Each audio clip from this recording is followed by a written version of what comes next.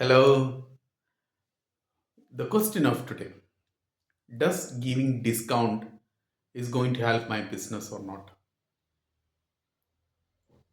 It's a tricky question. It has plus and minus. What is the plus? If you're going for a new market, new customers, you want new customers, that time it will work. You give 20% discount, 30% discount, or else buy one get one. This kind of discount, it will make the new customer come into your product. അവർ വരും, they will try, അവർ വരും, try ചെയ്യും, try ചെയ്തിട്ട് അവർ നിങ്ങൾക്ക് ഇഷ്ടപ്പെട്ടിട്ടുണ്ടെങ്കിൽ അവർ sometime they may buy later also. ആ സമയത്ത് പ്രോഫിറ്റ് ഉണ്ടാക്കും. അല്ലെങ്കിൽ നിങ്ങളൊരു പുതിയ മാർക്കറ്റിലേക്ക് പോവുകയാണ്.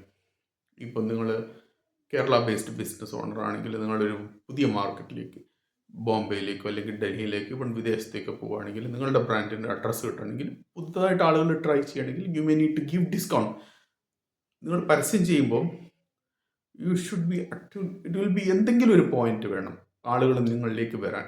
ഒന്നില്ലെങ്കിൽ ഡിസ്കൗണ്ട്, അല്ലെങ്കിൽ വേറെ എന്തെങ്കിലും ഒരു റീസൺ. ഈ ഒരു പ്രൊഡക്റ്റ് അവർ വാങ്ങിച്ചാൽ എന്താണ് അവർക്ക് കിട്ടാൻ പോകുന്ന ബെനിഫിറ്റ് എന്നുള്ളത്. രണ്ടാമത്, ഒരു അർജൻസി ക്രിയേറ്റ് ചെയ്യാം.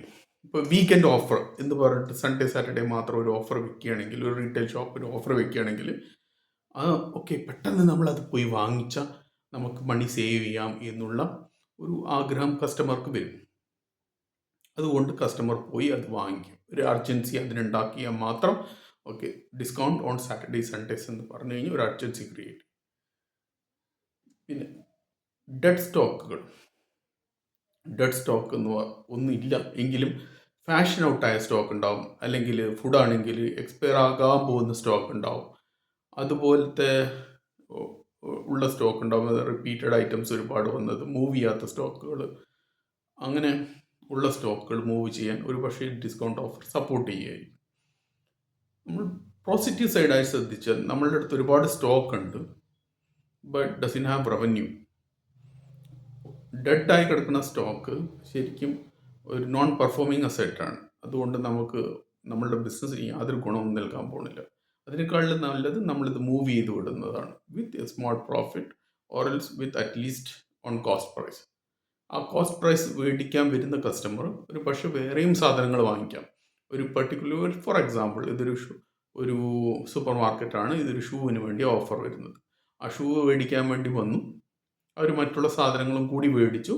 So you are selling the other item also indirectly. അങ്ങനത്തെ ഒരു അവസ്ഥയിൽ that's A good point. Discount ഒരു പക്ഷേ നിങ്ങളുടെ ബിസിനസ്സിന് നെഗറ്റീവായി ബാധിക്കും.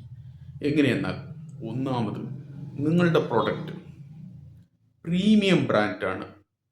ഒരു നിക്കി പോലെ, അല്ലെങ്കിൽ അഡിഡാസ് പോലെ, ബുഗാട്ടി പോലെ, അല്ലെങ്കിൽ ഒരു പ്രീമിയം ബ്രാൻഡ് ആണെങ്കിൽ, അല്ലെങ്കിൽ ഒരു ലക്ഷറിയസ് ഡയമണ്ട് ജ്വല്ലറി ഒക്കെ ആണെങ്കിൽ, അത് നിങ്ങൾക്ക് ഭാവിയിൽ ദോഷമായിട്ട് ബാധിക്കും.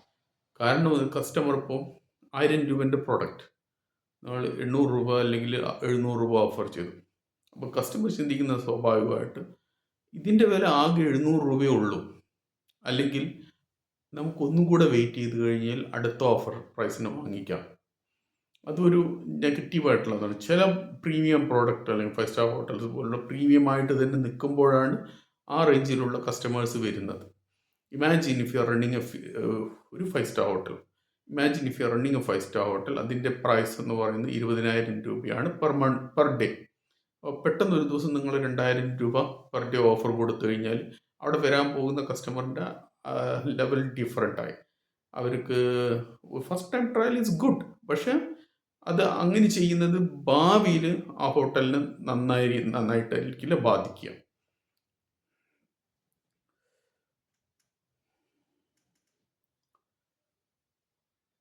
പിന്നെ ഇതിൻ്റെ ഒരു നെഗറ്റീവ് പോർഷൻ എന്ന് പറഞ്ഞാൽ, if the product have clear return of investment.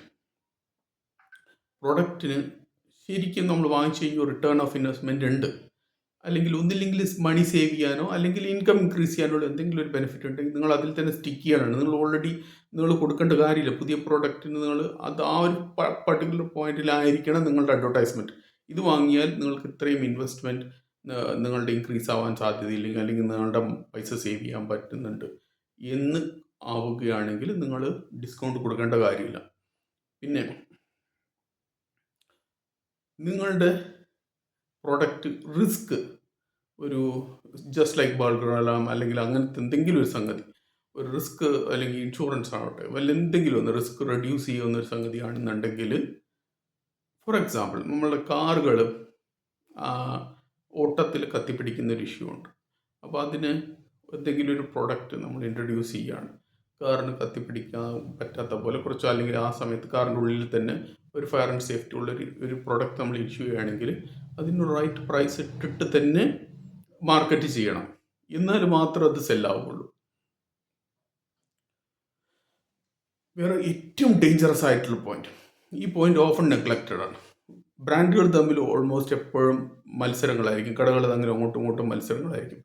നിങ്ങളുടെ ഫേസ്ബുക്കിൽ കൂടെയോ അല്ലെങ്കിൽ യൂട്യൂബിൽ കൂടെയോ ആയിരിക്കും നിങ്ങളധികം ഇതുണ്ടാവുക, മത്സരങ്ങളുണ്ടാവും, അഡ്വർടൈസ്മെൻറ്റ് ക്യാമ്പയിൻ ഉണ്ടാവും. ആ സമയത്ത് നിങ്ങൾ ഒരു കാര്യം മറന്നു പോകും, മാർജിൻ.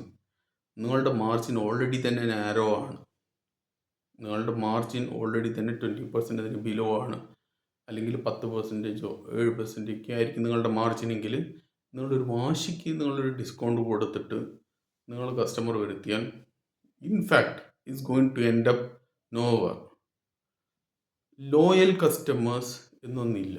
ലോയൽ കസ്റ്റമേഴ്സ് ഡിസ്കൗണ്ട് കണ്ടുവന്ന കസ്റ്റമർ വേറൊരിടത്ത് ഡിസ്കൗണ്ട് കണ്ടു കഴിഞ്ഞാൽ അവർ പോകും. ലോയൽ കസ്റ്റമർ ക്രിയേറ്റ് ചെയ്യുന്നത് പ്രൈസിൽ മാത്രമല്ല, കണ്ടിന്യൂസ് ആയിട്ടുള്ള ക്വാളിറ്റിയിലെ ഒരു അൺകോംപ്രമൈസ് ആയിട്ടുള്ള ക്വാളിറ്റി ഡെലിവറി. അത് സർവീസ് ആകാം, അത് പ്രോഡക്റ്റ് ആവാം. നിങ്ങൾ ഒരേ ക്വാളിറ്റി മെയിൻറ്റെയിൻ ചെയ്യാൻ കഴിയുന്നുണ്ട്, നല്ല പ്രൈസാണെങ്കിൽ he don't mind, he doesn't mind ഒരു കുറച്ച് കൂടുതൽ പേ ചെയ്താലും കുഴപ്പമില്ല, എനിക്ക് ക്ലീൻ പ്രൊഡക്റ്റ് ആയിരിക്കണം എന്ന് മാത്രമേ അവർ ശ്രദ്ധിക്കുകയുള്ളൂ. അപ്പോൾ ultimately bottom is simple. You have big revenue in the spreadsheet, but unfortunately you have no profit. It's a vanity. Ultimately it's a vanity, it's a luxury. You have revenue in the system, in the computer, but not in the bank account, so it means it's a luxury. So profit is more important. Profit is a sanity. Discount or else these kind of without a selling without a profit is a vanity that will damage your business sooner or later. Thank you for today. If you have any question regarding business, നിങ്ങൾ താഴെ എൻ്റെ അടുത്ത് comment ചെയ്യുക, ഞാൻ തീർച്ചയായിട്ടും reply ചെയ്യുന്നതായിരിക്കും. ഇനിയും business പഠിക്കണം നിങ്ങൾക്ക് ആഗ്രഹമുണ്ടെങ്കിൽ IBMൻ്റെ പേജ് ഫോളോ ചെയ്യുക. ഞങ്ങൾ soon we will definitely reply your question. Thank you so much.